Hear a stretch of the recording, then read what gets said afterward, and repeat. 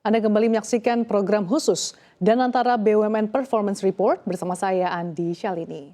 Di segmen sebelumnya kami telah menayangkan pernyataan dari pemerintah tentang komitmen swasembada garam di tahun 2027. Sejumlah data produksi dan konsumsi garam nasional pun telah kami paparkan. Lantas bagaimana peran BUMN pangan di industri garam dalam menyukseskan program swasembada garam?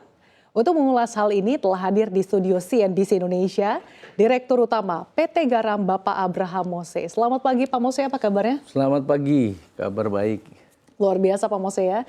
Tentunya kita ingin mengulas lebih dalam Pak terkait dengan rencana pemerintah Indonesia yang ingin mewujudkan swasembada garam. Tentu melalui salah satunya adalah langkah dari kawasan sentra industri garam nasional ya Pak yang ada di Rotendao. Ini menjadi salah satu mungkin percontohan juga tahap awal kita ingin mengetahui bagaimana nih Pak peran PT Garam dalam proyek ini. Baik, terima kasih waktunya. Jadi ini satu program nasional ya yang sangat tepat ya waktunya karena dengan program pemerintah untuk menuju swasembada garam. Jadi ini adalah wujud nyata dari satu komitmen Bapak Presiden bahwa kita menuju swasembada garam. Dan akhirnya dipilihlah kawasan industri garam nasional yang ada di Rotendao.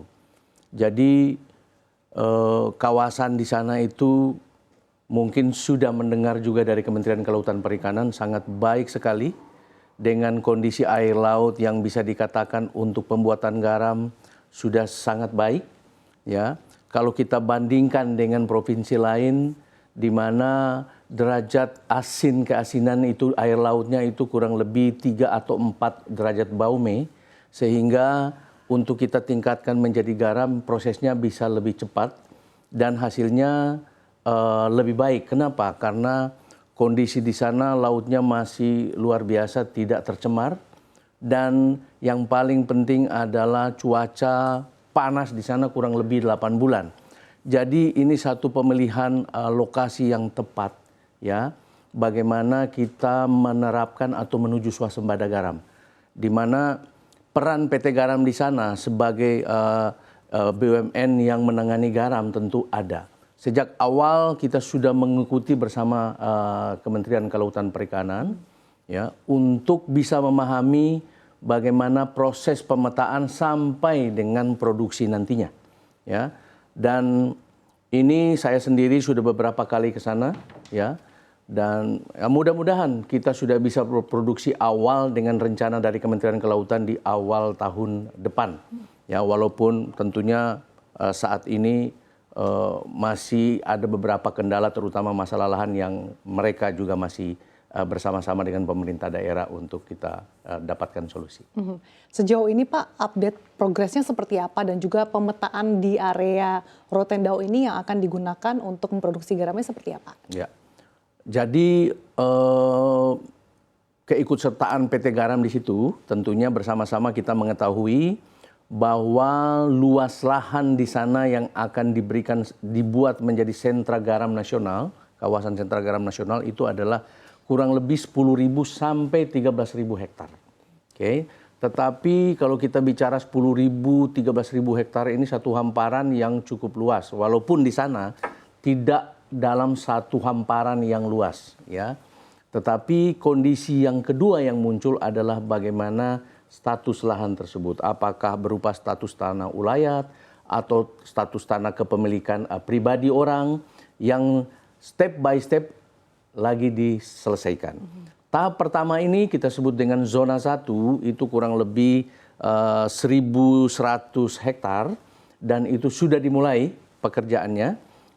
Minggu depan kita akan ke sana, saya mendampingi ikut dengan Bapak Menteri untuk melihat progres pembangunan di Rotendao untuk yang zona 1, yaitu kurang lebih 1.100 hektar. Kemudian 1.500 hektar yang berikut totali 2.500 hektar.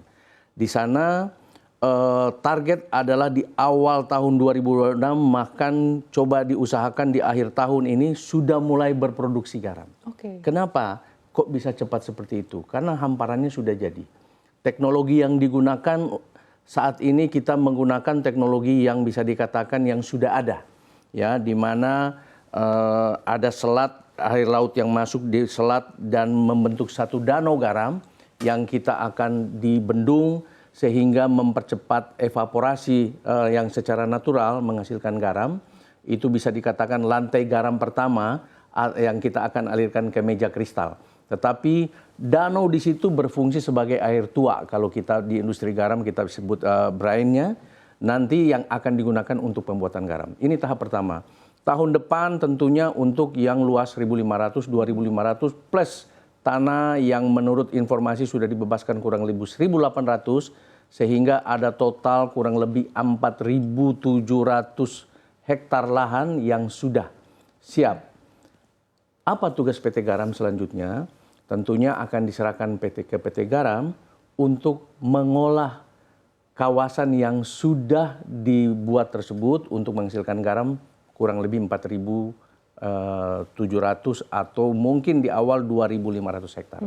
Next, dari total 13.000, PT Garam akan melakukan pemetaan lahan kembali, menyelesaikan status tanah, dan menawarkan kepada investor. Nah, ini menarik. Jadi menawarkan kepada investor, tentunya di sana akan dibangun kawasan industri atau sentra garam nasional. Apakah itu garam farmasi, garam olahan industri pangan, garam CAP yang kita sebut, atau masuk sampai ke hilirisasi. Kita bicara CA-nya, kita bicara MG-nya, kita bicara klor, kita bicara broming, yang punya nilai jual juga lebih tinggi dari kalau kita bicara garam bahan baku. Tentunya pertanyaannya, kalau kita bangun industri di sana, apakah infrastrukturnya disiapkan? Yes. Jadi akan dibangun dalam tahun ini informasi ya bahwa juga dibangun dermaga di sana. Kemudian bagaimana proses produksi yang cepat ya termasuk packaging nantinya sampai ke hilirisasi sehingga garam yang keluar dari rote itu ada yang berupa garam bahan baku maupun garam olahan yang siap dipakai. Jadi ini merupakan satu pola end-to-end industri yang kita sebut, sehingga masyarakat di sana tentunya bisa merasakan dan seluruh masyarakat Indonesia kalau kita bicara swasembada garam itu insya Allah bisa kita capai. Artinya dengan nanti rampungnya sentra garam nasional ini juga bisa sejalan ya Pak dengan kebutuhan nasional yang selalu meningkat dari tahun ke tahun ya Pak? Iya betul. Jadi kalau kita bicara secara nasional kan kebutuhan garam itu adalah 5 juta bahkan lebih 5,5 juta ton per tahun.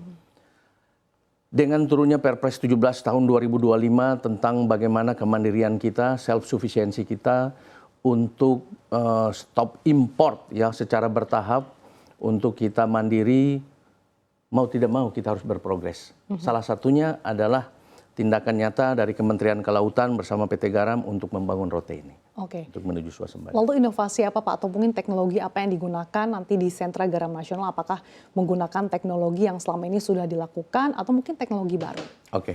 Jadi kayak kondisi sekarang ya terjadi anomali yang kita tidak bisa memprediksi keadaan cuaca saat ini. Di mana sekarang aja yang sudah harusnya musim tidak hujan masih hujan, ya. Sehingga prediksi banyak gagal panen kekurangan garam itu bisa terjadi. Namun alhamdulillah karena kami PT Garam itu punya ladang yang cukup luas dan dengan pola bagaimana melakukan serial pembuatan garam dengan melihat waktu, melihat cuaca yang kurang lebih yang tidak stabil seperti ini, kita masih tetap melakukan panen. Tetapi tentunya ujungnya sesuai target kita yang 350.000 ton di tahun 2025 akan terkoreksi kemungkinan 200 bahkan 220.000 ton di tahun 2025. Saat ini kita sudah punya stok hampir mendekati 80.000 ton, 70.000 80.000 ton berupa garam bahan baku. Kita punya stok untuk garam olahan yang memang belum bisa mencapai target, tetapi sampai dengan akhir tahun kita mencoba untuk bagaimana terus kita lakukan panen. Tapi Pak tantangannya apa sih yang paling berat dirasakan gitu dalam pengembangan kawasan sentra industri garam nasional? Apakah tadi dari segi pembebasan lahan atau dari segi mungkin iklim yang saat ini cuaca juga tidak menentu, Pak Mose? Ya, betul. Ini merupakan tantangan walaupun ya di Rote itu merupakan garis pantai yang kurang lebih mirip dengan Australia di Dampiers itu, di mana panasnya itu kurang lebih 8 bulan.